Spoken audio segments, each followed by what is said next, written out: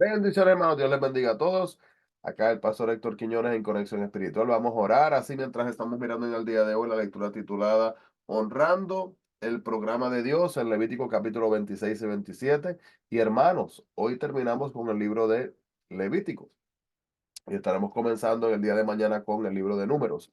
Así que ya hicimos Génesis, Éxodo, Levítico. Sigamos, hermanos, perseverando y estudiando la palabra de Dios. Amén. Amado Dios, gracias, Padre, por ayudarnos diariamente en este deseo de profundizar tu palabra. Te pedimos, Padre, que en esta trayectoria de 2 años que hemos embarcado, Padre, que podamos verdaderamente tomar en serio la importancia de estudiar tu palabra, de comprenderla, de entenderla, que nos ayudes dándonos entendimiento y que podamos aplicar los principios bíblicos en nuestras vidas diariamente para honrarte como lo mereces. En el nombre de Jesús pedimos estas cosas, mi Cristo. Amén y amén. Así que, hermanos, el capítulo 26 se enfoca en lo que es la obediencia y la desobediencia, y el capítulo 27 se enfoca en lo que son los votos y los diezmos. Y todo esto se resume en honrar el programa de Dios. Dios reconoció esta tendencia, ¿verdad?, del pueblo y instituyó lo que era el año del jubileo para enseñarles una verdad espiritual crucial, espiritual. Cada 50 años, toda tierra que se había vendido tenía que ser restituida al dueño original y toda porción de tierra quedaba sin cultivar para recordar a la nación que la tierra no pertenecía a ellos, sino que le pertenecía a Dios. Y él era el que se las daba, como lo dice el capítulo 25:2. Y ellos la usufructuarían, no como dueños, sino como arrendatarios, que vienen siendo nuevamente administradores, ¿verdad? De lo que tenían como mayordomos. Le preguntamos a ustedes, hermanos, reflexionen esta pregunta. ¿Cómo considera usted sus posesiones? ¿Se apegan a ellas? ¿Les reconoce como bendiciones que han sido traídas a usted por Dios? ¿Lo ve como algo que Dios le ha prestado? Recuerda, un mayordomo, hermanos, es alguien que no tiene nada. El mayordomo no tiene nada. Pero, aunque no tiene nada, es responsable de todo lo que se le ha confiado. Así que esa es nuestra función. Y hermanos, no tener nada, esto es una frase un poco fuerte, ¿verdad? Para escucharla. Dice, no, pero yo soy madre, yo soy padre, yo tengo un trabajo y tengo esta cantidad de dinero, tengo estos autos, tengo estas posesiones. Hermanos, todo puede desaparecer en un momento, pero cuando lo vemos como una bendición de Dios y el hecho de que tenemos la habilidad, ¿verdad?, de poder administrarlo, incluyendo, hermanos, a nuestros propios niños, ¿verdad? Entendiendo que le pertenecen a Dios. Entonces, para reforzar esta verdad, por ejemplo, si nosotros fuéramos a una habitación y fuéramos a hacer un inventario, ¿verdad?, de todo lo que está allá adentro, y luego escribir bien grande en esa lista, después que hizo la lista, escribir, mío por mayordomía, suyo por posesión. Así que lo mira de esa manera, ¿verdad? Es mío como mayordomo, pero es suyo porque él es el dueño de las posesiones. Así que una percepción que podemos también reflexionar es el hecho de la cautividad predicha. Una de las primeras predicciones de las cautividades asiria y babilónica aparece en la lectura de hoy en el capítulo 26, 33 al 35. Y luego se habla de que Israel sabía que desde el principio lo que iba a ocurrir si el pueblo desobedecía la palabra de Dios. Sin embargo, en los siglos más tardes, ¿qué pasa? Se cumplió esto al pie de la letra, porque ellos asimismo al pie de la letra tristemente desobedecieron a Dios como se supone que no lo hubieran hecho. ¿Y sabe lo que es triste, hermano? Que nosotros hacemos exactamente lo mismo. Sabemos lo que no se supone que hagamos y muchas veces caminamos ese mismo camino y lo hacemos de igual manera. Así que tengamos cuidado que no caigamos así mismo en ese patrón. Vamos entonces así mismo a ver el capítulo 26 y 27. Vemos acá que la palabra nos muestra que este capítulo presenta dos alternativas de obediencia y de desobediencia que Dios presentó a su pueblo. Podemos ver también en este momento em, En Deuteronomio 28 se pueden ver ejemplos de esto también. La gente del Antiguo Testamento fue advertida en contra de lo que era la adoración de ídolos.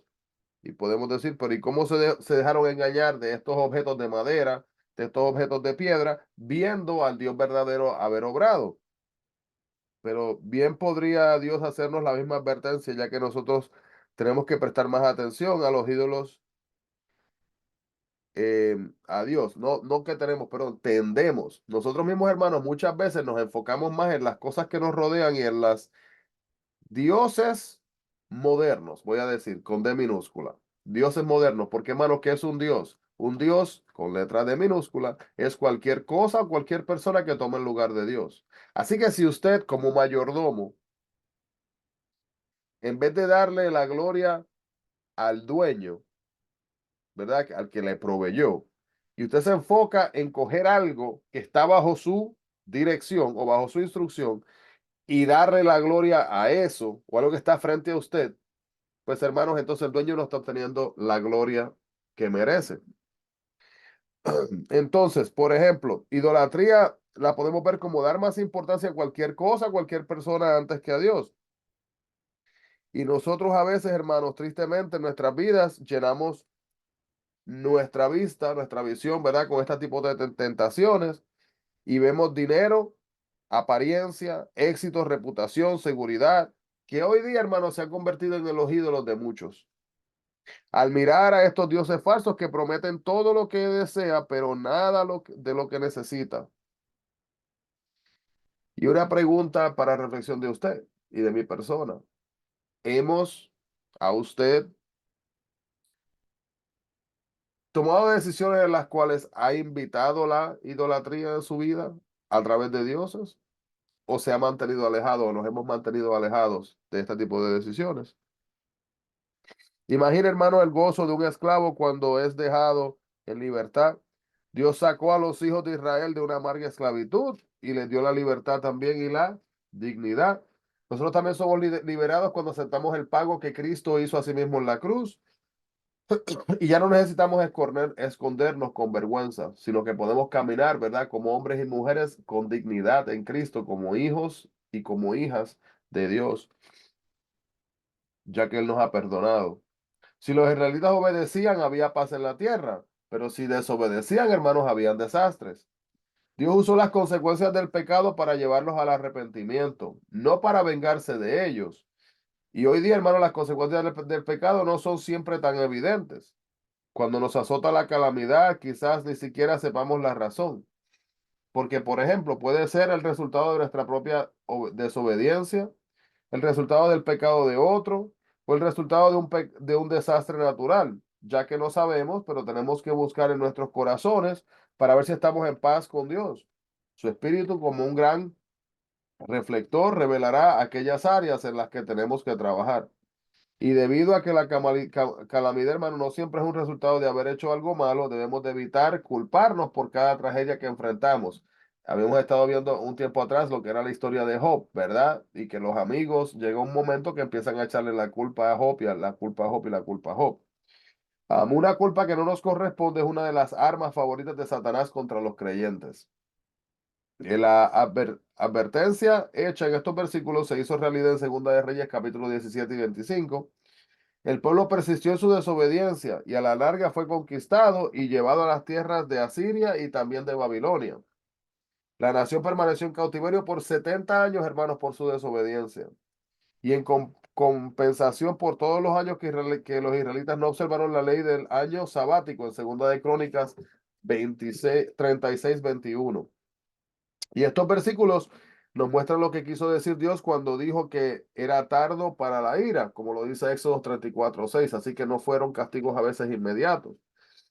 Y aun cuando los israelitas hayan escogido desobedecer y hayan sido esparcidos entre sus enemigos, Dios seguiría dándoles la oportunidad de arrepentirse y de volver a Él, ya que el propósito de Dios, hermano, no era destruirlos, sino era ayudarlos a crecer, al igual que es el propósito que tiene en nuestras vidas, que aunque vengan dificultades, consecuencias de nuestras propias decisiones, hermanos, Él quiere ayudarnos a nosotros a crecer también. Y es posible que venga la desesperanza en nuestras propias vidas cuando experimentamos diferentes situaciones, pero vamos a a recordar, hermanos, que tenemos que la esperanza que necesitamos está bien expresada, como lo dice Jeremías 29, 11 y 12, cuando nos dice, porque yo sé los pensamientos que tengo acerca de vosotros, dice Jehová. Y escucha esta parte, hermanos, pensamientos de paz y no de mal, para daros el fin que esperáis. Entonces me invocaréis y tendréis, y vendréis y oraréis a mí, y yo os iré. Mantener la esperanza, hermanos, mientras sufrimos nuestra muestra que entendemos la manera misericordiosa en que Dios se relaciona con su pueblo. Así que vemos también aquí en el capítulo 27 el hecho de que los israelitas se les requirió que dieran o que consagraran ciertas cosas al Señor y a su servicio. Los primeros frutos de las cosechas, los animales primogénitos, los hijos primogénitos, el diezmo de su ganancia, y muchos deseaban ir más allá y consagrarse ellos mismos o consagrar un miembro de la familia de igual manera, animales adicionales, una casa o un campo a Dios, y en estos casos era posible donar dinero en lugar de una persona real, un animal o una propiedad. Algunas personas hacían votos impulsivos, poco realistas. A fin de instarlos a reflexionar antes de hacerlo, se imponía una penalidad del 20% a aquellas personas que eran vueltas a comprar con dinero. Este capítulo explicaba cómo fijar valores y qué hacer si un donante luego deseaba volver a comprar aquello que había donado a Dios. Entonces vemos que Dios enseñó a los israelitas que cuando hacían un voto hacia Él, no debían de retractarse de su promesa. Si hace un compromiso, hermano, como dice la palabra, que su sí sea sí, que su no sea no. Aún si resultaba entonces para esta lección, ¿verdad? Le iba a salir más costoso de lo que esperaban. Y esto era aplicable a los animales, los humanos podían ser redimidos o comprados de nuevo. Dios toma seriamente nuestras promesas, así que si usted hizo un voto, hermano, de dar el 10% de su ingreso y repentinamente surgen algunas cuentas inesperadas, su fiel mayordomía será costosa. Entendamos esto. Sin embargo, Dios espera que nosotros cumplamos nuestras promesas, aun cuando se nos sea difícil. Y la propiedad, hermano, inmobiliaria podía ser donada como ofrenda voluntaria de un modo que se asemeja a la forma en que hoy Dios, em, hoy día las personas dan propiedades, perdón, por medio de un testamento o donan lo obtenido en una venta de una propiedad a la iglesia o a organizaciones cristianas, como hacen las donaciones, ¿verdad? Como podemos ver en cuanto a lo que es el, las donaciones que se le pueden hasta deducir a lo que son los impuestos. Y aún estos impuestos, pues muchas personas hacen eso. Hemos escuchado, ¿verdad?, de compañías que dicen, mira, voy a dar esta donación de $2 millones. Y lo que hacen es que, wow, mira qué gente dadivosa, pero las están dando, ¿verdad? Y lo que hacen es que lo están deduciendo de sus impuestos. Aquí, hermanos, la idea era, ¿verdad? Que si se le daba algo a Dios, se le daba con gozo y no se hacía necesariamente, ¿verdad? Buscando ningún tipo de beneficio. Y podemos ver también, hermanos, que cosas delicadas, cosas dedicadas a ser destruidas, se refieren a propiedades personales o también a personas que estaban bajo la prohibición de Dios, tales como, vamos a decir, un botín capturado de adoradores de ídolos o de los ídolos mismos. Y algunas veces, ay, pero es que mira, eso es tan bonito, o lo podemos utilizar para esto, para aquello. Y no pensamos que, hermanos, que la esencia de donde salió, de donde vino, es algo que va en contra de Dios, entonces no debe de ser usado para estas cosas. Estas cosas debían de ser destruidas y no podían ser rescatadas. Y muchos de los principios, hermanos, acerca de los sacrificios y de los diezmos tenían el propósito de motivar actitudes internas, así como acciones externas. Así que es fácil algunas veces hablar, hermanos, ¿verdad? De lo que hay que hacer. Pero cuando uno tiene que meditar y reflexionar, ver la cuenta financiera y sacar, ya hay como una conexión física al mundo físico, ¿verdad? De lo que se reflexionó internamente. Así que si una persona daba de mala gana, mostraba que tenía un corazón mezquino. Y Dios quiere que seamos dadores alegres, como lo dice 2 Corintios 9:7, y que demos con gratitud a Él. Así que el libro de Levítico, ya terminando, hermanos, con el libro, está repleto de mandamientos que Dios dio a su pueblo al pie del monte Sinaí. Y de estos mandamientos podemos aprender mucho acerca de la naturaleza y el carácter de Dios. A primera vista, Levítico parece irrelevante para nuestro mundo altamente tecnificado. Pero si profundizamos un poco más, hermanos, nos damos cuenta verdaderamente que aunque las sociedades cambian, necesitamos buscar continuamente formas de aplicar los principios de la ley a nuestras circunstancias presentes. Entendiendo, hermanos, que Dios era el mismo en Levítico, como lo es en el día de hoy, como lo será por siempre, como lo dice Hebreos capítulo 13, versículo 8.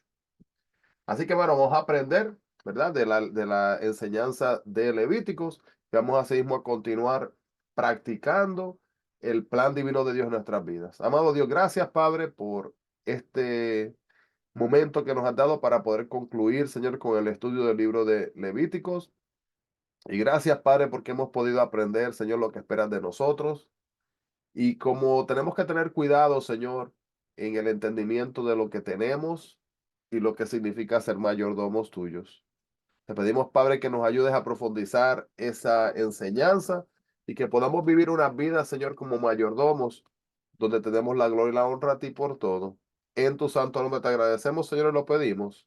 Amén y amén. En el nombre de Jesús, amén. Así que, hermanos, Dios le bendiga grandemente. Bendiciones a todos y no se olviden, busquemos la presencia del Señor. Bendiciones.